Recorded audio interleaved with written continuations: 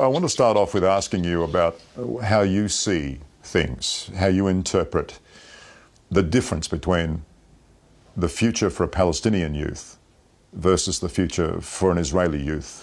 The Palestinian youth see no tomorrow. They have no prospects towards the future. The horizon is totally blocked for them. Only a few days ago, I was in Bethlehem meeting young girls, students, 12 years, 120 of them, and many of them, one of them, Miriam, pointed at a growing Israeli settlement just outside the classroom window. And she took me there, and she said, Look, how are you going to convince me there is a future?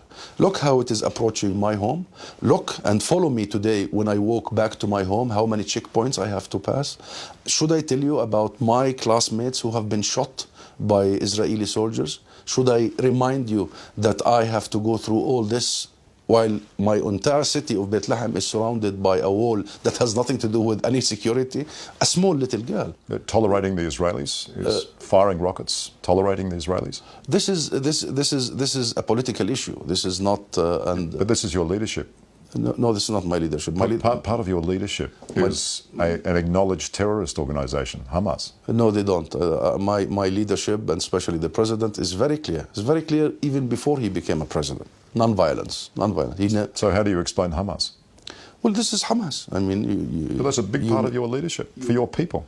I mean, you can't divorce them. You can't divorce them. They're part of you. They are part of us, and the best way to do so is to bring them on board our political system and to make sure that they abide by the political game. Hamas is a Palestinian national issue. It's not an Israeli issue, and we are capable to bring Hamas on board, and we have been most successful in making sure that Hamas comes to our line of logic. They are way closer to our logic of non-violence and popular resistance, but give us a chance.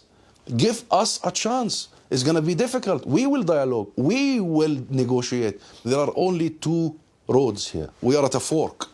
The road of darkness and the few who you spoke to in Israel are so clinching into their narratives and the past. This is the road. The past, the narratives, the history is going to take us into Armageddon. Well, I see the reality is very depressing, but you still see opportunity. Of course, because I think people, my friend, are inspired.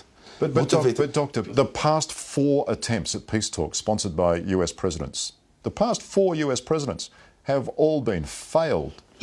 They've all fallen over. That's generational failure. Yes, because we have failed to garner sufficient political will to enforce on the Israeli government. That's the bottom line.